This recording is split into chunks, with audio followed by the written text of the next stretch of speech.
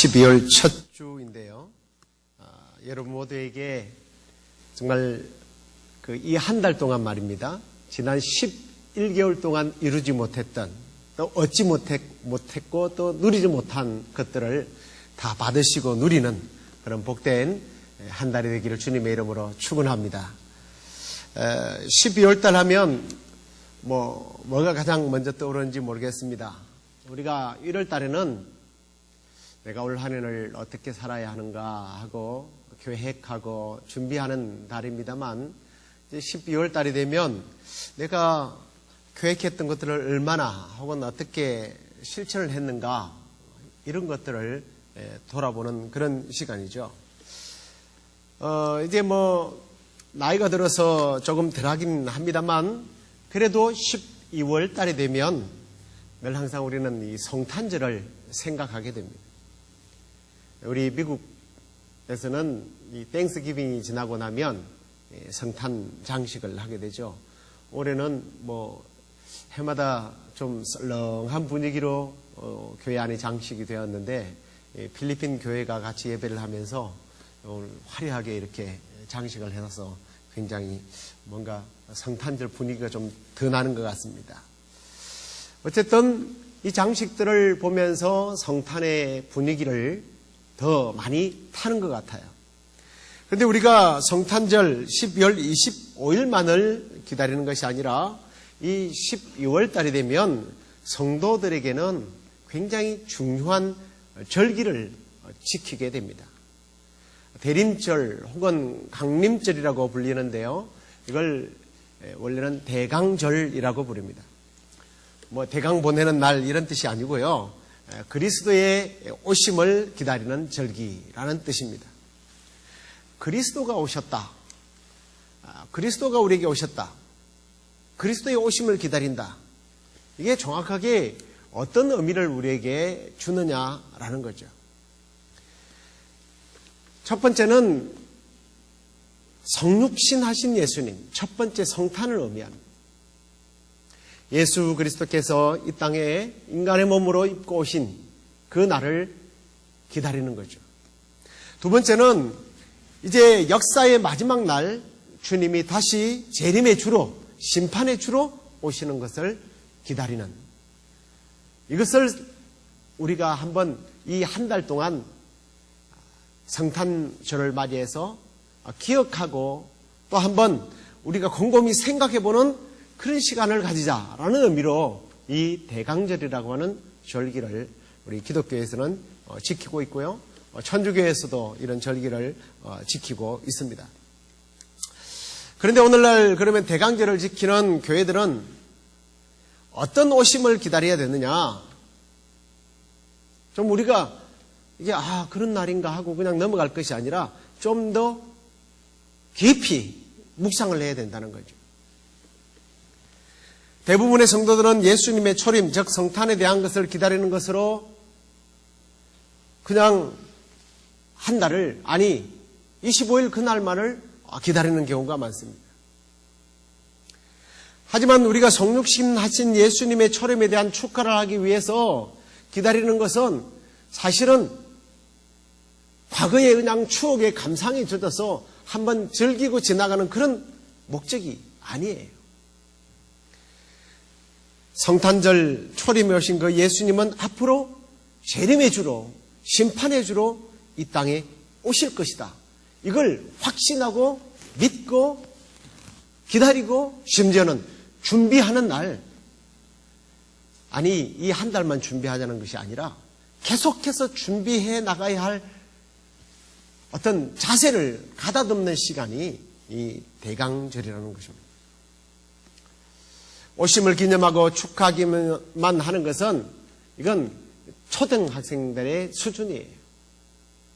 우리는 초등학생의 수준이 아니라 성장하고 성숙한 그리스도인으로서 오실 메시아, 다시 오실 메시아, 그 다시 오실 메시아를 기다려야 합니다.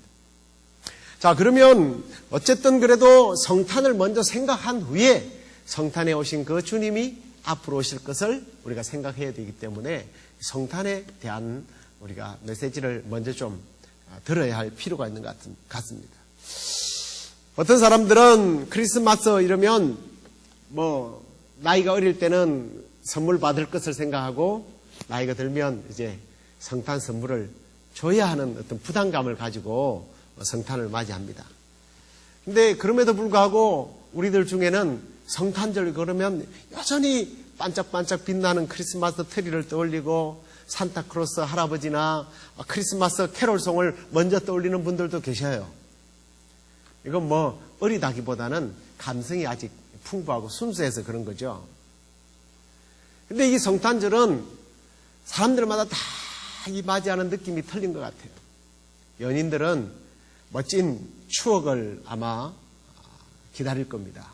이번에 성탄절에는 멋진 데이트를 하고 남자친구에게 여자친구에게 어떤 선물을 받을까 이런 추억을 아마 떠올릴 거예요. 장사꾼들은 대목을 꿈꾸기도 합니다. 특히 술집을 경영하는 사람들은 교회보다 훨씬 더 손님 모시기를 위해서 준비 작업을 철저히 하는 것을 보게 됩니다. 아니 아이러니하게도 어쩌면 교회 성도들보다 불신자들이 훨씬 더 성탄 분위기를 즐기고 있어요. 더 기다립니다. 그렇지만 우리가 빼앗겼던 성탄의 어떤 분위기, 기쁨, 의미 이런 것들을 이 대강절에는 찾아봐야 돼요.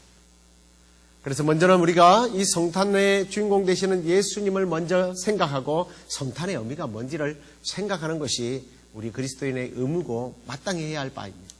자, 그러면 먼저 이 성탄에 대해서 한번 좀 생각해 보겠습니다. 늘 듣는 이야기지만 우리가 계속 이렇게 반복하는 것이 학습의 효과가 있어요. 자, 이 크리스마스라고 하는 것은 그리스도와 이 예배라고 하는 단어가 합성된 말이에요. 그래서 크리스마스 이건 그냥 즐기자라는 뜻이 아니라 예수 그리스도께 예배하자라는 뜻입니다. 그리스도를 예배하라는 뜻이에요. 그래서 우리는 이 크리스마스 시즌이 되면 내가 올해는 아니 내 평생토록 주님 오시는 그날까지 주님 앞에 내가 어떤 예배자로 설 것인가, 내가 지금까지 어떤 예배자로서 왔으며 앞으로는 어떤 예배자로 내가 주님 앞에 쓰임을 받아야 할 건가, 이걸 묵상하고 또 결단하고 실천해야 된다는 거죠. 자, 그런데 문제는 우리가 그러면 왜 예수 그리스도를 예배해야 되느냐는 거예요. 그것은 바로 예수님이 이 땅에 오신 목적을 알면 우리는 그분을 예배하지 않을 수가 없다라는 겁니다. 그러면 우리가 먼저 예수님이 이 땅에 오신 목적 첫째는 뭐냐? 세상을 구원하기 위해서 오셨기 때문에 우리는 그분을 예배해야 된다는 겁니다. 오늘 우리가 본문 21절을 보면 아들을 낳으리니 이름을 예수로 하라. 이는 그가 자기 백성을 저희 죄에서 구원할 자이심이라. 예수 그리스도는 우리의 구원자로 오셨다라고 말씀합니다. 여러분, 인간에게 있어서 가장 큰 문제가 뭡니까? 아니, 여러분에게 있어서 가장 큰 문제가 뭡니까?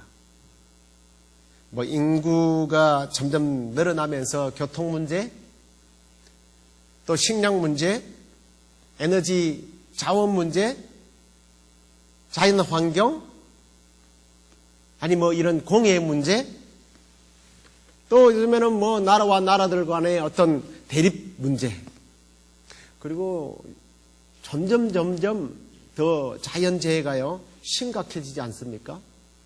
여러분, 그런 것 때문에 그게 인간에게 있어서 가장 큰 문제입니까? 아니면 김정은이가 지난주도 미국 이제 본토 뭐 이 서부를 떠나서 워싱턴 DC까지 핵폭탄을 날릴 수 있다 혼장난하면서 이 미사일을 실험을 했습니다. 이런 것들이 여러분들 우리 인간들에게 있어서 가장 큰 문제라고 생각되어지세요? 아니에요. 성경은 죄라고 말합니다.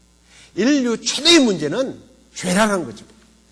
인류 조상 아담과 하와가 하나님의 명령을 어기고 불순종한 이후부터 하나님을 향해서 끊임없이 반항하고 불순종하는 죄가 가장 심각한 문제라는 거죠. 왜 심각합니까? 로마서 6장 23절에 보면 죄의 싹은 사망이다 그랬어요. 죄는 죽음을 가져오기 때문에 인류에게 있어서 이 죄의 문제는 가장 큰 문제라는 거죠. 그런데 놀랍게도 하나님께서는요, 사랑이시기 때문에 인간이 범한 죄의 값으로 사람이 계속 죽어가는 것을 원치 않으셨어요. 그래서 하나님은 처음에는 그 죄의 문제를 해결해 주시기 위해서 사람 대신에 짐승을 통해서 제사를 드리고 사람이 회복하도록 하는 길을 열어 주셨습니다. 그런데 생각해 보십시오. 죄 때문에 짐승을 일생 동안 드린다면 몇 마리를 드려야 했겠습니까? 한 마리 정도? 수백 마리를 드려도 이 죄의 성향은 끝없이 인간의 몸에서 정신 속에서 잠재해 있다가 불쑥불쑥 솟아나기 때문에 이건 한 번으로 해결할 문제가 아니라는 거예요. 그리고 그냥 죄를 지었기 때문에 짐승을 죽인다, 이건 아무런 의미가 없습니다. 하나님을 믿고 섬기면서 해야 된다는 거예요. 그런데 인간은 하나님을 섬기기보다는 점점 하나님을 대적했어요. 어떤 방식으로 대적합니까? 그냥 하나님을 섬기지 않는 것, 이건 하나님을 떠난 거죠. 그런데 하나님을 떠나고 나면 우리 인간의 마음엔 언제나 영혼을 사모하는 마음을 하나님께서 넣어주었기 때문에 자꾸 영혼에 대한 사모하는 마음이 있어요.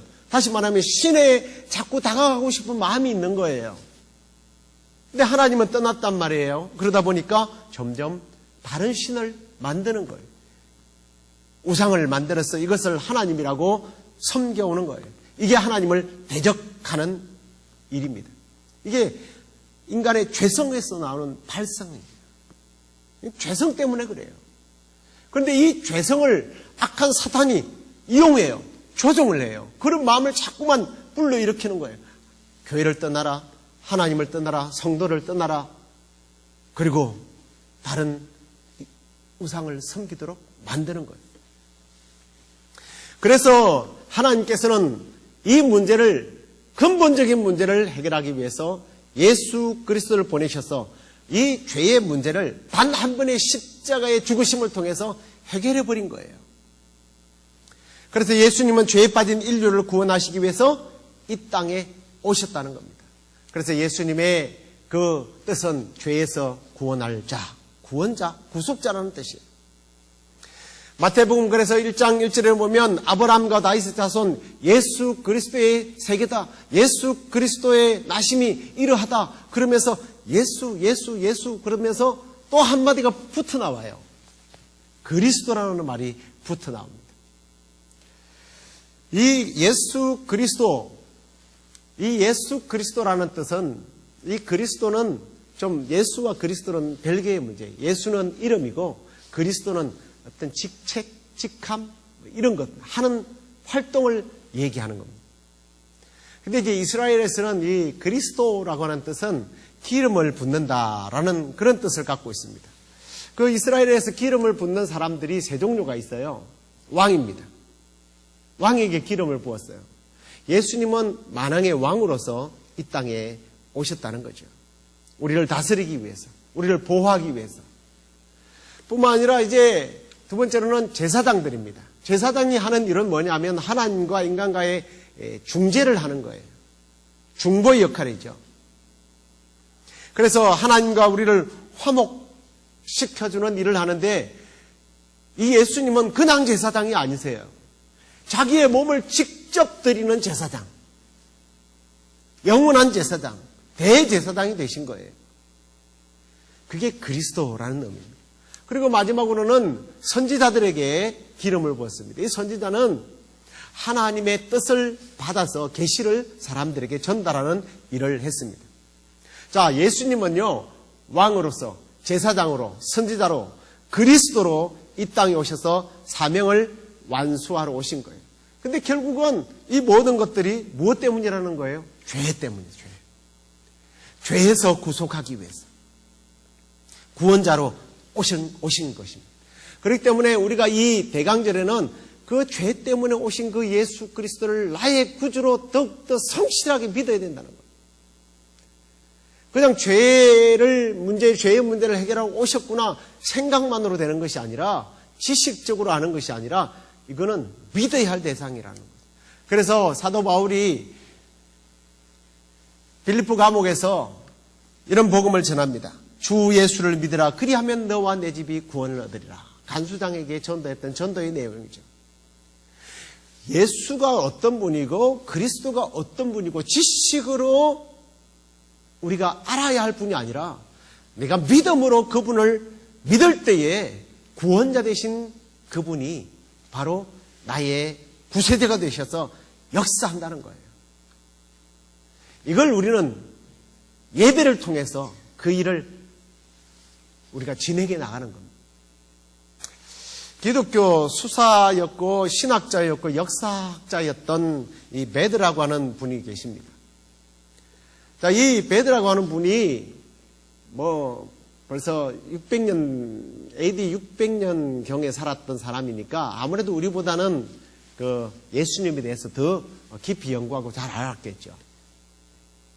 이분이 그 동방박사에 대해서 이렇게 조사를 하면서 이 동방박사의 이름까지 밝히를 했는데 참 그분이 써놓은 글이 참 흥미로워요.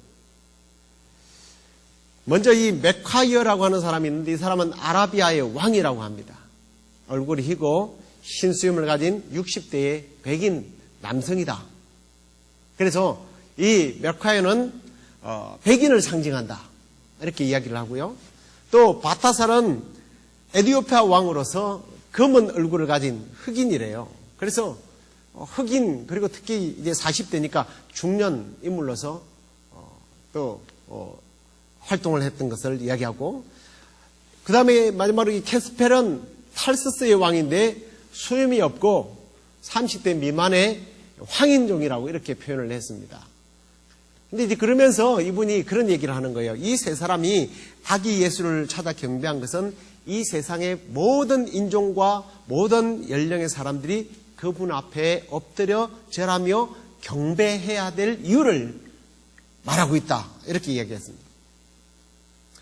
그렇습니다. 모든 사람은 그분의 태어나심 앞에서 그분이 이 땅에 오신 목적 앞에서 예배해야 된다는 거예요. 왜요? 나를 구원하셨으니까.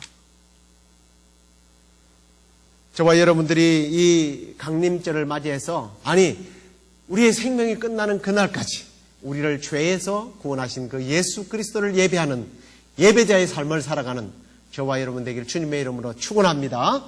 자, 두 번째로는 우리와 함께 하시기 위해서 오셨다는 거예요. 자, 23절 우리 같이 한번 다시 읽도록 하겠습니다. 보라, 처녀가 잉태하여 아들을 낳을 것이요 그 이름은 임마누엘이라 하리라 하셨으니 이를 번역한 적 하나님이 우리와 함께 계시다 함이라. 아멘. 예수님이 이 땅에 오신 첫째 목적은 죄에서 구원하기 위해서. 두 번째로는 뭐 하기 위해서요? 우리와 함께 하기 위해서. 성경에 보면 이 세상에 태어나기 전에 이름이나 해야 할 일들을 먼저 하나님께서 가르쳐준 이름들이 종종 나옵니다. 구약의 대표적인 사람이 이삭이 그렇고요. 또 고레스 왕 같은 경우에는 이방 사람이에요. 하나님의 선민이 아닙니다. 그런데 하나님의 선민들을 바벨론에서 70년이 지난 다음에 회복시킬 왕이다라는 것을 그가 태어나기도 전에 하나님께서 그 이름과 그의 할 일을 예언해 주셨어요. 신약에 와서는 이제 사가랴와 엘리사벳에게 천사가 나타나서 너희들이 아이를 낳게 될 것이다. 그 이름을 요한이라고 불러라. 세례 요한. 그가 세례 요한입니다. 그리고 그는 이제 예수 그리스도의 오심을 먼저 개척하게 될 것이다. 라는 하나님의 메시지를 들었습니다. 그리고 오늘 이제 본문에는 천사가 마리아에게 나타나서 성령으로 잉태될 것을 말씀하면서 예수라고 이름을 지명합니다. 그런데 그 이전에 보면 이 아들의 이름이 그리스도고 그분이 이 땅에서 오셔서 할 일들에 대해서 이미 말씀을 하셨죠. 근데 할 일 중에서 죄에서 구원할 뿐만 아니라 그분이 하시는 가장 우리에게 필요한 사역이 뭡니까? 함께라는 거예요. 왜 우리와 함께하는 게 가장 필요한 사역 중에 하나라고 제가 말씀드리느냐면 이유가 있어요. 하나님은요, 우리와 함께 하실 수 있는 분이 아니세요. 그분은 존귀하시고 거룩하신 분이세요. 죄가 있는 곳에 계시지 않는 분이에요. 못 계시는 게 아니라 안 계시기로 작정하신 분이에요. 죄를 떠난 분이에요.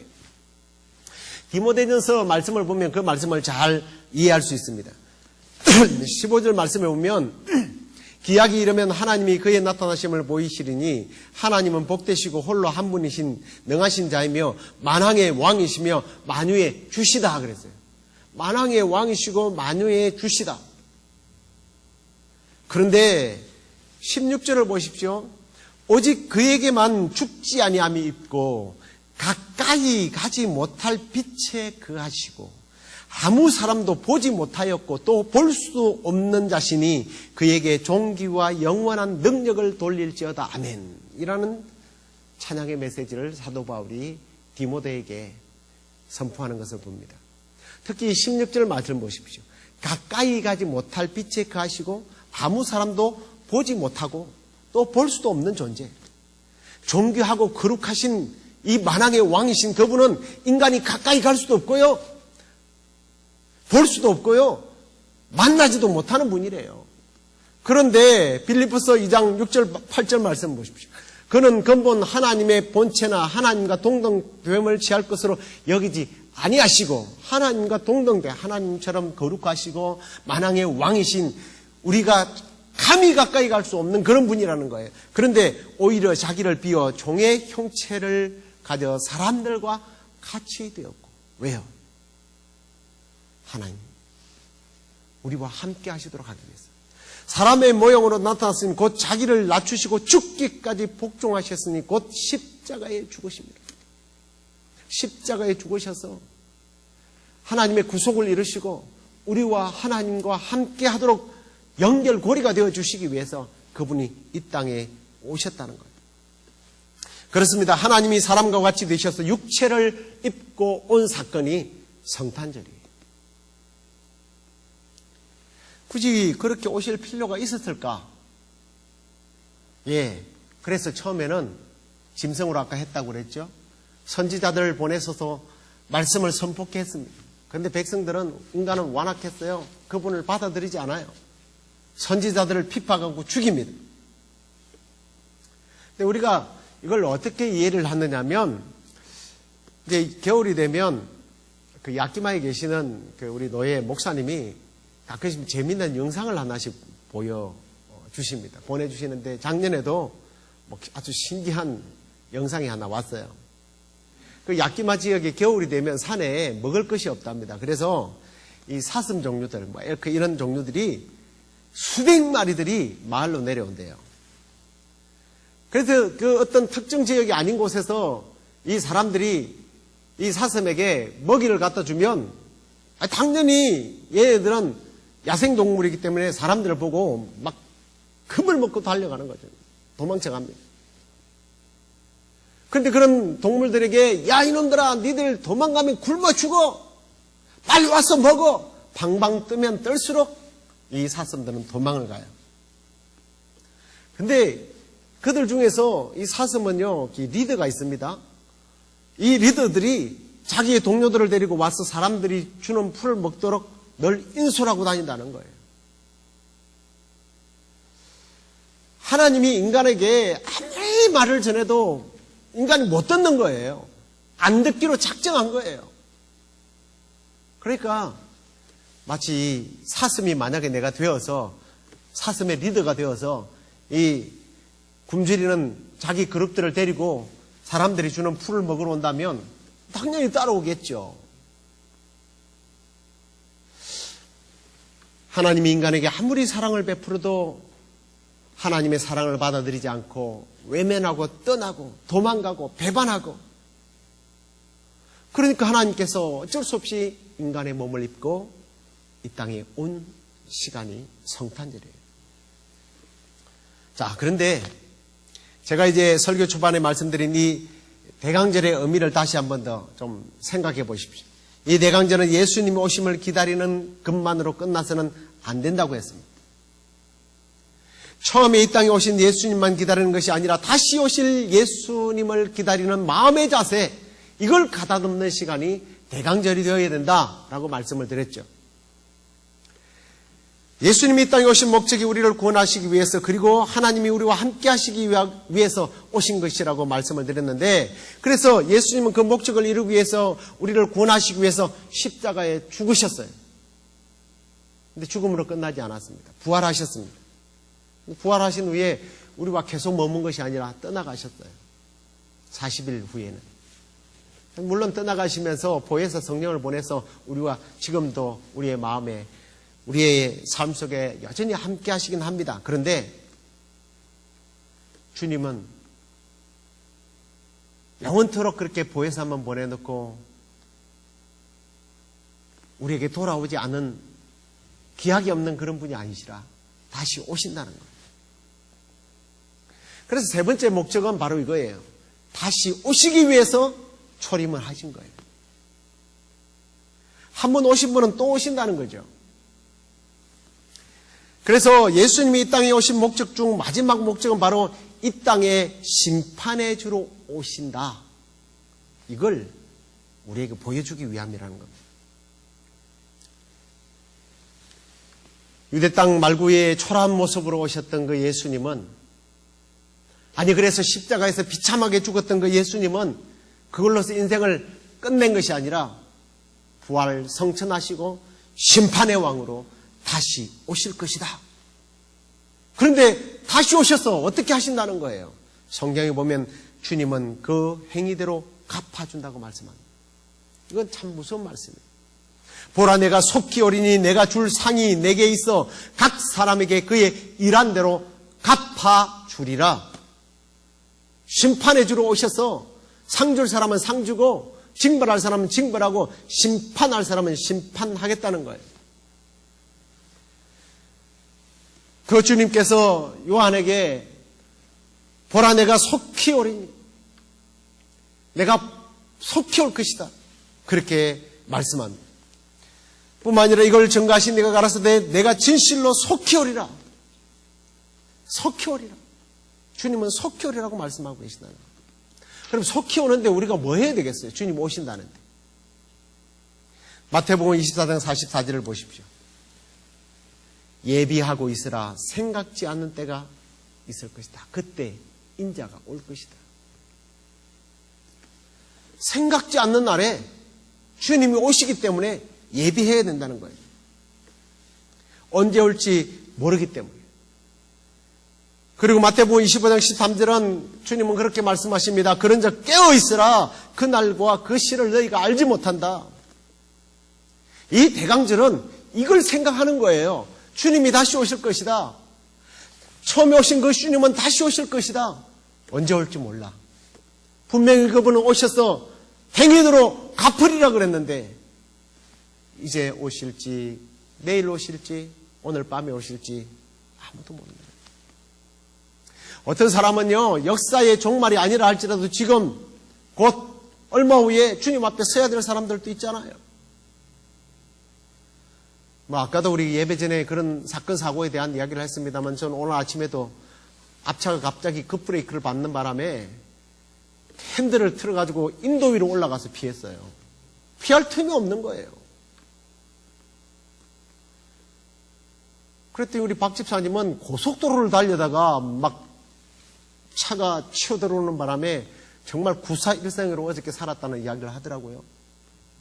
그리고 요즘 다니면서 보니까 종종 대형 사고들을 보게 됩니다. 우리는 언제 주님 앞에 설지, 역사의 종말이 아니라 할지라도 개인적인 종말은 점점 다가오고 있다는 거예요.